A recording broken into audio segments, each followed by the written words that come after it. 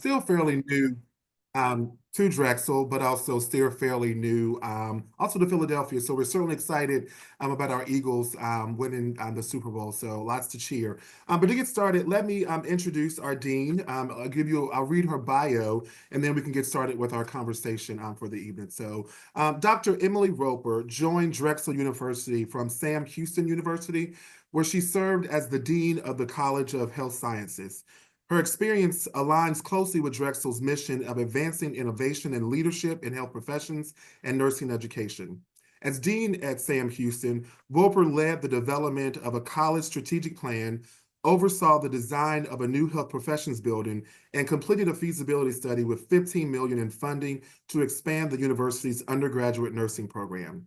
Under her leadership, the college launched a 4+1 MPH pipeline program and a DO MPH dual degree, along with several summer institutes, supported by a $240K Gear 2 Nursing Innovation Grant aimed at addressing the state's nursing shortage in Texas.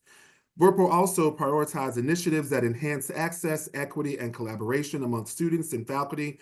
She launched a scholarship mentoring program for underrepresented students interested in pursuing graduate school and forged a 3-year partnership with Kroger from the Sam Houston Student Food Pantry, bolstered by a food pantry nutritional policy. She also introduced the Colleagues in Collaborations Initiative, which connected scholars from the 3 Sam Houston colleges to foster interdisciplinary research and partnerships. And with that, I welcome Dean Emily Roper. Thank you, Welcome. Gary. Thank you so much. Great. So to get started, we certainly heard and just, all heard your impressive bio and all the great things that you've done. And but let me start by asking, what inspired you to pursue the CNHP Dean position? Thank you, Darius. And I do want to say thank you to everyone for being here. If you are in the Philadelphia area, the snow is coming down out there. So hopefully you're in some place warm for the evening and somewhere safe. But there's a number, to sort of answer that first question, Darius, there's a number of factors that really contributed to why I was interested in leaving an institution that I had been at for 17 years. I don't think it was noted in my bio, but I started my career actually here in Philadelphia. So after I finished my doctoral degree at the University of Tennessee, I came to Temple. Temple was my first job. I was in the Department of Kinesiology as a faculty member there for 5 years. And it was really at Temple that I fell in love with the city, which I can talk a little bit about later. But I became very familiar with Drexel. I was already aware and familiar of Drexel, but I became even more so being in the city. And actually, I even taught as an adjunct faculty member here at Drexel during my last summer in Philadelphia. And I had a number of friends and colleagues who, through the years, have been at Drexel. So I was very familiar with Drexel's reputation as a top research institution and really a leader in experiential learning, which was something that really stood out to me.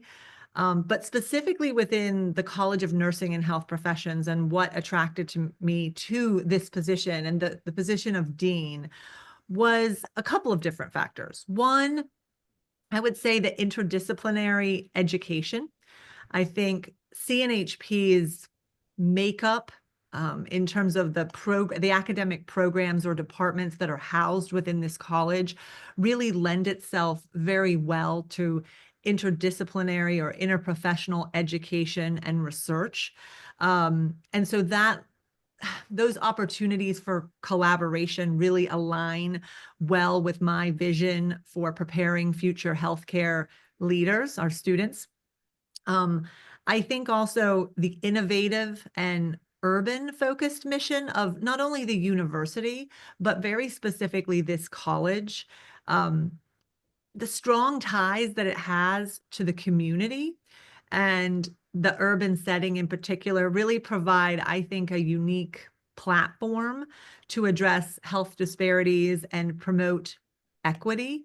And I think that is something that we do very well within this college. As a matter of fact, when so one of the things of being a new dean, I've been really spending the last 5+ months, what I call listening and learning, going around and learning about the different faculty and staff and students. And one of the questions I ask a lot of people is, what brought you to Drexel? And over 5+ months, I have definitely come to the major themes of what bring people to Drexel. And they're the same things that really brought me to Drexel. And those are these things. They are the IPE components. They are the emphasis and the commitment to health equity and to addressing health disparities. It's the urban focus. It's the community component, and it's that experiential learning environment that as alums you probably experienced firsthand. I think the dean role, Darius, is particularly unique because, and I served as a dean, as you mentioned, at my prior institution. So I had prior experience. And I've been in a lot of different academic leadership roles, and I've enjoyed each one of them. And I've learned, different things from each role. But I think in the dean role, you're in this position where you can make change, positive change that can impact students, faculty, staff, the community, and the opportunity to work with very talented people, faculty and staff alike, to make those changes. And so it's a role that I've very much enjoyed. And so combining that within the College of Nursing and Health Professions and its specific makeup was just very attractive. Also, CNHP is a little bit larger of a college than my prior institute than was at my prior institution. And I think the opportunity for leadership growth was very attractive to me, for me to grow and develop professionally. And then I mentioned at the onset, in terms of the factors, I was very familiar with Philadelphia. 20 years ago, I fell in love with the city. I moved here well, actually over 20 years ago. Um, I fell in love with this city, and it was always a place I wanted to come back to. I wasn't raised in this area. I actually grew up, well, I went to high school, I should say, on the other side of the state. And so but I knew that this was an area that, as I thought about my future and my family's future, that this was an area that I wanted to get back to. So the fact that it was also in Philadelphia was just another perk for me and for my family. So we relocated here in July and are loving being back in Philadelphia. So Great, thank you. great. Well, three things stood out. Well, first of all, welcome back to Yes. Philadelphia. Yes. That's number one. But number two, two words that you mentioned in that really jumped out to me. The first one was collaborations, and that being a part of what attracted you to the dean's position here. But the second was community. And so with that, I'm wondering what has impressed you most since you've been here about the CNHP community. Oh gosh, so much, but that's an easy question to answer because I could say it in really one word, but I'm going to say two: the people. And the people, obviously, the faculty, the staff, the students. And I have shared this with so many people that I talk with about how continually impressed I am by our faculty, staff, and our students at CNHP.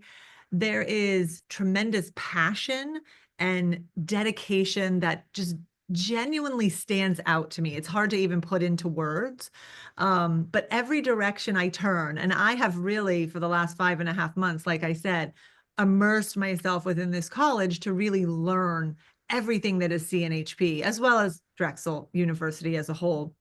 And people have been very welcoming to help educate me and help me understand the history and where we are as a college and where they want to go. I mean, they have so many goals in this college, faculty, staff, and students. I think our faculty stand out not only from just their preparation that they have, their academic background, and when I think about our faculty in nursing, for example, and the high percentage of faculty that practice and what that means for our students in nursing in terms of the current nature of our faculty, that's critical for our students. Another piece with the people part, that I've been very impressed with, and I think is somewhat standout, is the loyalty that faculty and staff have. And probably the best example that I have of it is just, I guess it was last week, we had 3 staff members who retired from our institution. And between the three of them, they had 86 years of service to this college. Now, obviously, this college has evolved, and depending on what year you graduated would determine where it was in that history.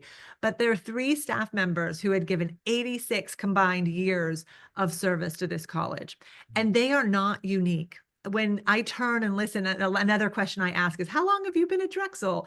And so, and the volume of years that people have devoted to this college, to this institution, and the reasons why they stay are just incredibly rewarding to sort of hear and to be a part of that. So I feel very honored to be a part of that community. Um, and like I said, I said this earlier, I've been going around asking people why they come to Drexel, whether they're a student or a faculty member. And the reasons are similar. They really are. And when as a dean, this is one of the unfortunate aspects to being a dean, is that I don't teach in this role currently. And so I'm not in the classroom with our students. And I haven't been in the classroom at Drexel because I came here as a dean. And so it was really important for me to get to know students. People always joke that students get to meet the dean at sort of one end of the spectrum. So they are either getting an award or maybe the opposite of that. They might be getting into a little trouble. And so that's not what I want their experience to be in terms of, I would like to see the whole sort of, I'd like to see less of the one spectrum, of course, but I would like to see, I want to get to know our students. And so I've told that to the faculty and staff here and our leaders here, and they've been very welcoming to invite me into the classroom. So I've had the opportunity to visit various classes across for various different reasons, and I'm seeing different types of experiences that our students are having. I have met with students, and right now I'm actually developing a student advisory board because it's very important that I am understanding our students' experiences. And so that's something that I've sought out. And I've just been incredibly impressed with our students and the work ethic. I think we all know, as we all went through these programs, that these are rigorous programs. They have very high standards just to get in the door. And then once you're there, to be able to maintain that level of excellence is hard. These are grueling, rigorous academic programs. And our students, they also come from just such diverse backgrounds, and they bring their unique perspectives to the classroom, to clinical rotations, to all of our different settings that we're in. And I think one thing that I've been impressed with another aspect to our students is they are engaging in, so they obviously have to go to class, they have to do their academic work, but they don't have to do the other, what I call outside service. And I have just been very surprised at the number of students that are engaging in those types of activities. Activities that are showing commitment to their college and their institution, but also to the larger community in the greater Houston, that's where I came from. Sorry, we can edit that out. The greater Philadelphia area. And so I've just been genuinely impressed with them. And so every time I have the opportunity to engage with our students, I'm eager to do so. So it's definitely hands down the people.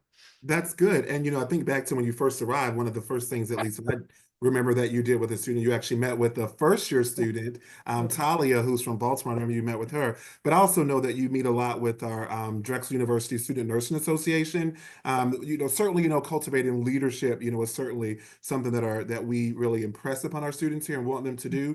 And, you meeting with them, certainly builds on that. I know you've talked with our dudes in the organization and leaders about an upcoming event that they have coming up on May the 8th that alumni will be invited to. They're going to get more information about that. But I will say that we did receive a couple of questions from alumni about current students.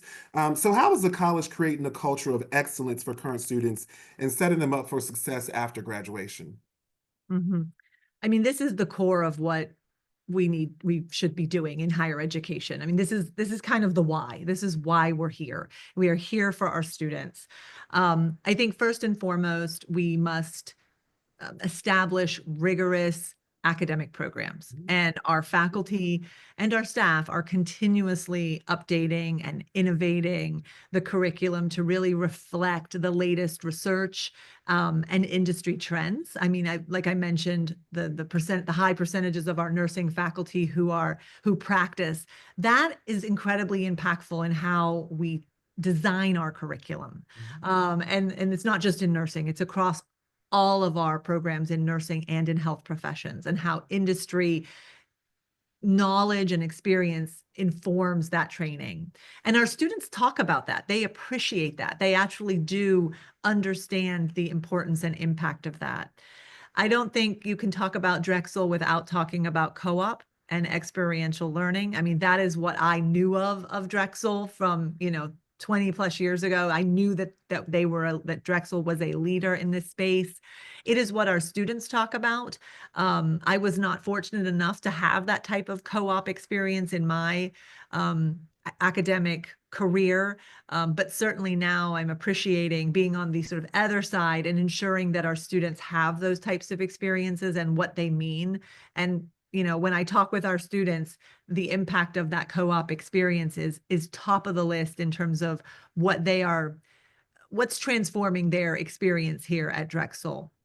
I think our facilities here within, so I'm sitting right now in my office in the Health Sciences Building, which was recently opened a couple of years ago. If you haven't come to see it, we welcome you to come see the building. State-of-the-art facilities, they help. They certainly attract students. I mean, Darius, as our director of recruitment and alumni engagement, knows all too well. I mean, he and his team give a lot of tours to prospective families, and it is an impressive building. Obviously, we need the people to fill the building in order to really bring the building and all it can do to life. But we have incredible, cutting edge technology, our labs, are really just modern learning spaces and environments. And just I think generally just a very welcoming environment. So I would say, those are some of the aspects. I think also we have a robust student services component within our college. That is, we are providing that personalized advising experience to our student. I mean, the students develop a relationship with their advisor. Mhm. They are providing them with the resources that student may need, not only in the academic front, but also in the like psychological and mental health and social areas, connecting them to clubs and other resources on campus that they may not be aware of. And I think we're working really hard in this college to foster a very welcoming environment that celebrates the diversity of our students and our faculty and our staff. Mhm. And then I would say probably lastly, in terms of creating a culture of excellence, I think it's important for our students specifically. I think it's important that we provide opportunities for professional development, networking with our students. And I think you all here in the Zoom room play a really important role in that, in terms of some of you are already preceptors for our students and are engaging with our students in other ways, and we're incredibly grateful for that. Others of you may not be doing that yet, but you may be interested, and we absolutely welcome those conversations. But certainly alumni are a piece of that puzzle for us in terms of providing our students with leadership and professional development opportunities. So I would say, Darius, those are probably some of the ways that we are creating a culture of excellence for our students.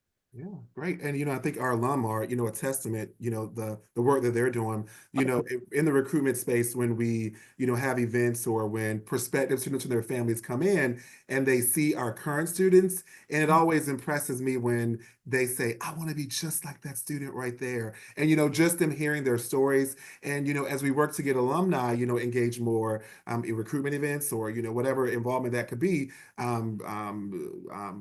sessions or professional development sessions as well. I also want our students to see our alum and also say, I want to be just like that alum as well. So transitioning just a little bit, thinking future focused. there were some questions about this also. With the merger of Drexel and Salus University, and what opportunities does this offer the College of Nursing and Health Professions? Right. Thanks, Jerry. That's a good question because if you're not aware, and I'll just give you a little bit of the history here in terms of the merger. So Drexel University and Salish University, which is housed in Elkins Park in sort of the suburbs of Philadelphia, are merging. And we are not officially approved yet for the merger. That will come this summer. We're still waiting for the final approval from the Department of Education, which we anticipate will be in June or July of this year. But what that means for the College of Nursing and Health Professions is that Salus is an entirely graduate program profile.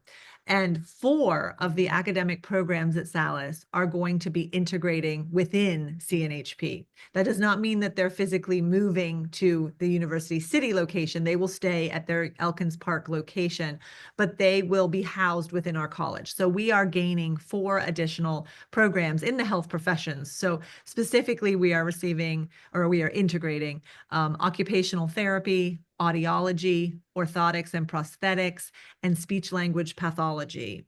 And I learned of this merger when I was applying for the job, and I was really excited about the opportunity when I came on campus to begin to engage and interact with our colleagues at Salus. And the last, like I said, 5.5 months, I've been engaging with them. And I've been really incredibly impressed with their faculty, their staff, their students, and how well we complement one another. So these 4 programs are 4 academic programs that we do not currently offer within the college. They are programs that many of our students will be interested in pursuing at the graduate level. These are all 4 graduate programs. But also the opportunities for interprofessional education and interprofessional research have just expanded in our college with the addition of these 4 academic units. It also broadens the opportunities for our students. And I say that because I don't know what you were like as a student, but when I was 18 years old, I did not exactly know exactly the direction that I wanted to go. And I surely did not anticipate that I would be serving as a dean someday for a College of Nursing and Health Professions. But so many of our students, they come knowing they're interested in health or healthcare, but they don't necessarily know exactly what it is because they don't understand, to be honest with you, all of the options that they have and all of the different directions and avenues they can take. And also, some of them do know, or they think they know what they want, and they change their mind. And so one of the beauties of one of our undergraduate programs, it's a undergraduate in health sciences, is it really allows students that exposure and it becomes the bridge to many of our graduate professional programs. So many of those students in health sciences will go on to occupational therapy, physical therapy, our physician assistant program. They'll go on to these types of programs. And we actually have bridges, as you know, Darius, that allow them to do that. But now we are opening up 4 additional programs where we have within college expertise that we can call on to expose those undergraduate students to these other health professions, which I just think is really important. And those conversations are already starting with our faculty and with our students. I think another piece is I mentioned the research collaboration. We did a kind of exciting collaboration. It was a pilot funding for researchers at Salus and within CNHP, where they partnered together, and several faculty teams across our 2 institutions were funded for these pilot funds, and they are actually currently right now working on these projects. So there'll be more to come from that. But we're really trying to encourage the collaboration that comes across these various health professions. So it's exciting. It's very exciting. Yeah, great. And I had a chance to meet some of their faculty, staff, and students as well, and to visit their facility. Phenomenal, space. The people also are just going to complement, certainly what we do, here not only at CNHP but also at Drexel as well. But you talk about what type of student I was. Very interested. I don't know if I've shared this with you. My undergrad degree is in speech pathology and audiology, but As you know, I'm not doing that. So, like students, but also lots of alum of our, institutions, we also, change our mind as well. So, but it's always Absolutely. great, when I see, future speech pathologists as well. So I'm certainly, glad to see, that program is going to be joining, Drexel as well. So, we also received other questions. Lots of these questions were more thematic, I would say necessarily. So at every level, national and statewide, there's so many discussions about higher education in today's climate. So with that, how is the college preparing for the future?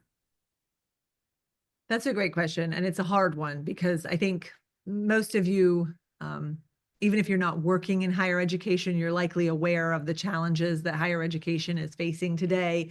I think the topics that we talk about a lot in terms of higher education are the shifts, the demographic shifts that we're experiencing. We refer to it oftentimes as an enrollment cliff, in terms of the drop in enrollment that we are anticipating and are experiencing. The rising costs and the value of college are questions that prospective families ask. I assume, Darius, you probably get some of these questions, and they are fair questions that prospective families and students are asking.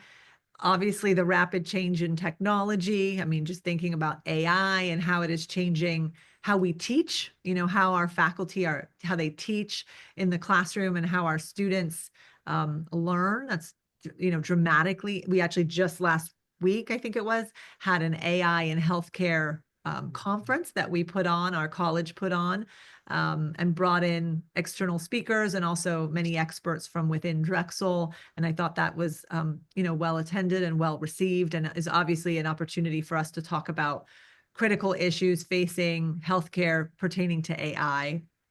The changing workforce demands, staying on top of the market is incredibly important today. um, Student mental health, obviously a very serious matter that we must stay on top of and understand the mental health needs of our students as well as our faculty and staff. So when I think of, and that's just some of the changes, we could probably have an entire webinar on, we could have a whole conference on the challenges that are facing higher education right now, but we won't do that. So how I tend to look at this is we need to understand the challenges and we cannot ignore the challenges, and we need to address them. We need to, be able to answer the hard questions. Um, but I think for me, I like to focus on what do we do well? And at the heart of it, our goal and our mission is still to educate and prepare students for their future careers in the various areas that we house within the College of Nursing and Health Professions. And so for me, that means prioritizing student success. So that earlier question that you asked me about, how do we build a culture of excellence for our students? We need to double down on that. We need to focus on what can we do to ensure we are providing our students with a culture of excellence.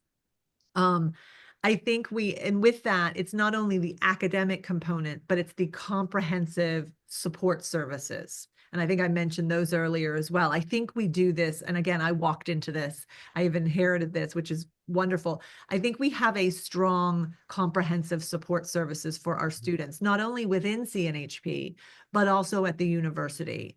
Our faculty and our staff care deeply about the well-being of our students. And so, and that's been outstanding to see. Now, can we always do better? 100%. We can always improve, and we have to have that thought process, I believe. But certainly, I've been impressed with that, and I think these are the things. And obviously, providing the supports for our faculty and staff to do their jobs and do them well. So investing in our faculty and staff and their development and what they need to, make improvements. Encouraging interdisciplinary collaboration. I think in a College of Nursing and Health Professions, I mean, I've probably said it a million times. I'll say interdisciplinary collaboration, interprofessional education. These are buzzwords that are very important to who we are as a college and should be moving forward. When we talk about uh, financial challenges, or pressures, I should say, and rising costs. We can talk about diversifying revenue streams and exploring alternative funding sources, such as certainly grants and partnerships with industry, and those types of things. And I think we always, in times like this, we need to look at efficiencies. And so, what are the ways that we can just do things better? Um, what are cost-effective practices that we can employ without harming the quality of what it is that we are providing? So I think, Darius, those are some. I mean, certainly the challenges in higher education are extensive. But again, I tend to focus, and maybe it's too simplistic, but I tend to focus on what do we do well? What is our mission? How can we continue to center on that while not ignoring the challenges around us, certainly addressing those, but also really focusing on what we do well and what our mission is. Great, and thanks for that. And it's also good to hear, two words jumped out with that also at the root of it, even in with everything that's going on, the care that we have for our students, but also as faculty and staff for each other, Yeah. but also that commitment, certainly is there. And you certainly have picked that mantle up and, and encouraged us to keep going, in that direction. So I'm hopefully speaking on behalf of everyone in the college, certainly, appreciate, you for that. So, so for our alum, we have just two more questions. So, start thinking about, what questions you might want to, ask of our dean, either you can come off, on mute, or you can post your question in the chat there. So, so here's a fun question for you. Looking at our list of registrants tonight, looking at the years they graduated, a lot of them did not take classes in the health sciences building. So with that, when they do come for a visit, where's the first place you would encourage them to visit? In the building. In the building. Okay. I think, oh gosh, there's so many amazing places. And I'm sitting in my office right now, and I don't think you can really see anything because it's too dark, but I have an amazing view of Center City. So I kind of look out over the city, but that's not where I mean, you can come to my office, but that's not where I would say. I would say probably, if you haven't visited it, our Center for Interprofessional Clinical Simulation and Practice. This is led by Dr. Kate Morse, who's our Assistant Dean for Experiential Learning and Innovation. And I think what we do in that space, because it crosses over so many, not all, but so many of our academic programs, and it is, as I just said, it showcases the interprofessional education, that collaboration. It showcases an environment where students are able to practice without concern for risk, where they can improve, where we have opportunities to improve patient safety and outcomes, where, I think some of you may be familiar with, the research around error reduction and the things that we can practice in this space that we just can't do in the real world, in terms of, or not in the same way, in terms of, crisis management training and those types of emergency situations that we really don't typically have the opportunity to try on in a safe environment, and where students have the opportunity to get feedback and to understand that feedback is an important part of learning, and receiving that feedback and through these debriefs. And so I think that would be one of the spaces. I think another space that it's not necessarily one, but when I was at my prior institution, we were building a building right as I left. So I was involved in the design process. And one of the things that was really important to me was what I would call our student spaces. So these spaces where students study, where they eat, where they socialize, and having the opportunity, like having the availability of spaces for them to find the right space for them. Because we all know, as probably all of us on this Zoom, have different, preferences in terms of how we might use space, and especially as a student. And so when I came to CNHP and when I received my first tour, and ever since then, I've just been really impressed with all of the multitude of spaces that we have for students and the ways that they have made the space their own. And so that is something that is, I think, really attractive about this building is just, I like seeing students around. And so they're not always on this floor, on the 11th floor, because where I'm at, because this is faculty and staff offices. And so they're here coming to see faculty and staff, but these aren't usually the floors that they hang out on. So I'll oftentimes go down to different floors just to see the students because they're not up here as often. And I mean, you said in this building, so I'm gonna, defy your question here, but there's one other space that is not in this building, but it's connected to or it's within CNHP, and that is the Drexel Food Lab. And the Drexel Food Lab is this, if you're not familiar with it, please look it up. But it's led by Dr. John Deutsch, and I think you would characterize it as a research and development center. And it focuses on food innovation, on sustainability, and nutrition. And I have been to quite a few events in this space since I've been here in the last 5.5 months. And I see someone just said, I do my research there. So thank you, Heather. Wonderful. You can talk about it in a second. It's just so incredibly impressive. And the work, like, for example, I was just at an event, actually a couple of events where students did what they called a reverse co-op. So it was where the industry, the chefs, came and studied alongside the students, and they went through a Wagyu program. And I mean, I'm very much simplifying this, but and it was just such a great opportunity for our students to work alongside, obviously well-trained chefs in this space to learn new information. And then they together, and then there was a product after that, etc.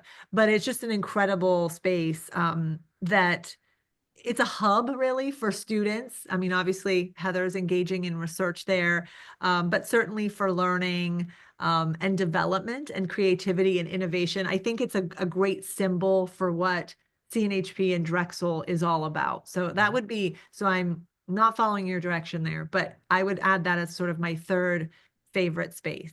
So it's appropriate. You talk about, prospective students and families when they visit and they go to the food lab or the community garden, or when they go to our sim lab spaces, they are just so impressed with the quality of instruction that takes place that they're able to, sit in on a sim. yeah. But I would also say, if I can offer, one of my favorite places as well, within the building with all of the, high-tech equipment, that's here. If you go to the 6th floor, which is where our creative arts therapy, program is, just to see like the music rooms and the dance studios. And so it just really balances Yes. the whole building out. For those who don't know, we also share the building with the College of Medicine. So it's very high tech, if you will. But the 6th floor, it just grounds everything. When you go, you hear the students, playing their instruments, or you see them dancing. It's just, it's great to have that within the building. But I thought about it, I'm like, I wonder, was that designed to be in the middle of the building on the 6th floor? I'll have to ask you, Mary Gallagher Gordon, was that a part of the design there? So, but Yeah. that's also another great space as well. So No, that's an amazing space. Yes, it is. And that's, I mean, mentioning creative art therapies and our counseling and family therapy programs, I mean, the inclusion of behavioral health is critical to the College of Nursing and Health Professions. And it was something, I think one of the very first questions you asked me is what attracted, and the makeup of this college was a key factor. Oh, there goes my lights. Hold on.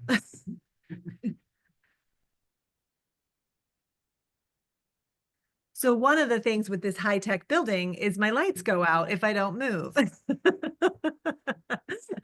So I was wondering if it was going to go off in the hour, and I wasn't making enough movement.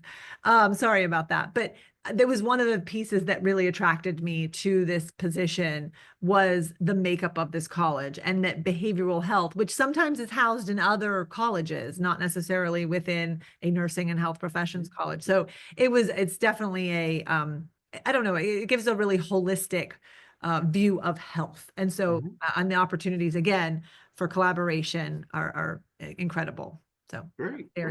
So our last question, and then we'll open it up to alum, for them to ask any questions they might have. So Why is right now the perfect time for alumni to engage with the college, but also with Drexel? Mhm. So, first of all, I want to again thank you for just spending your evening with us on a Tuesday evening. So it means a lot to be able to meet you, and I hope I get to meet you further in different settings. But your involvement in our college, it really does matter. It strengthens our college.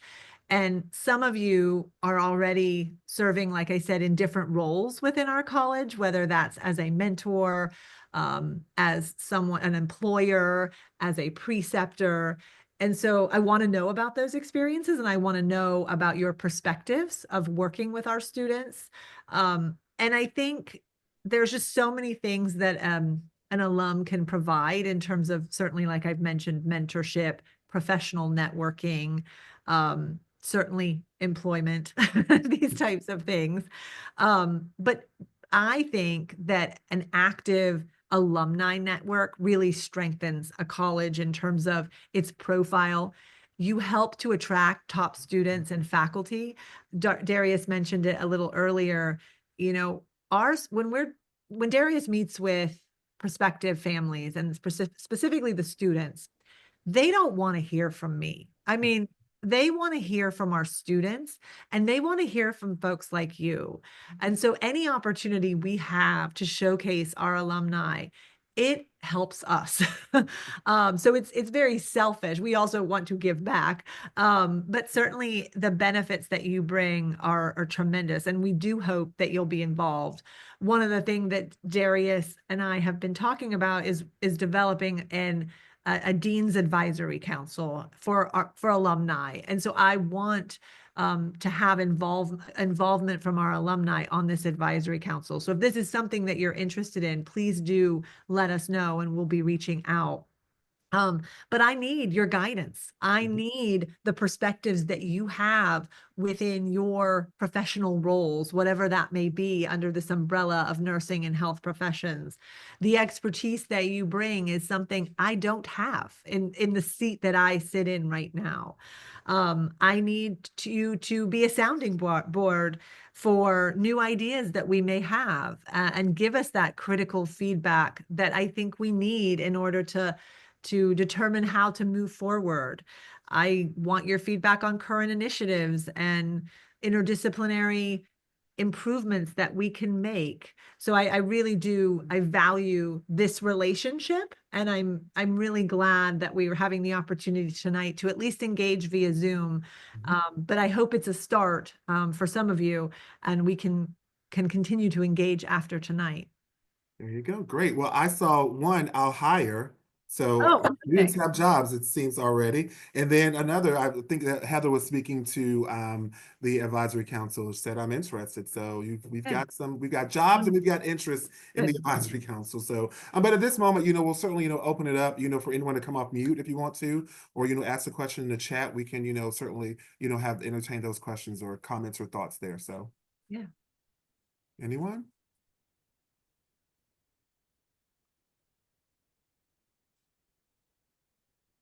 Feel free. Hey, yeah, Ask anything. Well, anything you want. I'll unmute myself. yeah, great. Yes, I think my camera just froze. Oh, here I am. you're good. Just wanted to introduce myself briefly. I'm Heather Crick. I did my undergrad in nutrition and foods here, and I graduated in 2016. And I just graduated 2 years ago with my Doctor of Health Sciences. And my kind of co-mentors, I would call them, in my doctorate were John Deutsch Yeah. and Brandy Jo Malaron, who I'm very close with both of them. I still do research with both of them. The foods lab, when I was an undergrad, I had a culinary minor, so I was always up in that space and doing research there and kind of engaging with all the students. And I absolutely love it. And I want to give back to Good. the community and the faculty and the students as much as I can. So in any way that I can, be involved, whether it's, what you guys were talking about with kind of like an advisory board, I would love to get involved. I know nothing about nursing at all, not a lick. Okay. That's okay. I know a lot about food and nutrition. And I'm also a program director myself of an undergrad nutrition program in the area. And so I'm willing to, again, lend expertise, opinions, whatever it is. I just love Drexel so much. I'm a dragon at heart. My sister went to Drexel. So I just want to give back any way I can. So thanks for coming on here and talking to us. And it's really good to meet you. Yes, so good to meet you. And I appreciate your willingness to serve. And trust me, we will be reaching out. Right on. I look forward to it. Writing your name down already, Heather. Please Yeah. do. Excellent. Thank you. Great, Thank thank you. you. Any other questions or comments or thoughts? Hi, this is Zainab. I think just to piggyback from what Hera said, let me see if I can put on my camera. I'm in California, but I did went to CNHP from 2020 to 2022. So recently, hi, Darius, good to see you again. Likewise. Yeah, so I was actually the student speaker for 2022 graduation. So I was very involved. I was part of the DEI TNHP with Dr. Kai and everyone else. So even though I was an online student in the College of Nursing and Health Profession, but I feel like I really had a really good experience in quality, safety, and risk management. And right after my graduation, I was able to get a promotion. So I feel like if it wasn't for my master's program, I would not have had the opportunity that I have right now. I work with a lot of FQHCs in California. Currently, I work for Anthem Blue Cross, one of the largest plans. So yeah, I'm available. I've been working in healthcare quality for like almost 10 years now. So I'm sure someone else can benefit from my experience. So, I serve on the DEI board for CNHP for 2 years. Yeah, so whatever I can do. And thank you for the opportunity to be here and to take some time to talk with us. Well, thank you. It's a pleasure to meet you. And I look forward to talking to you further. Mhm.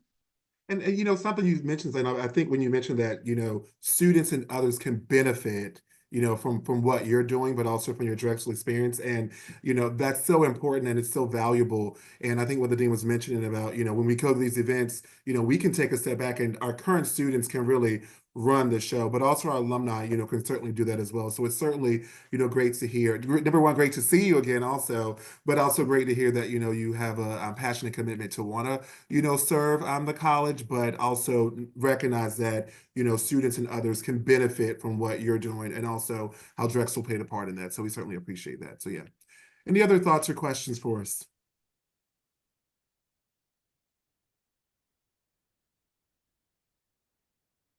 All right.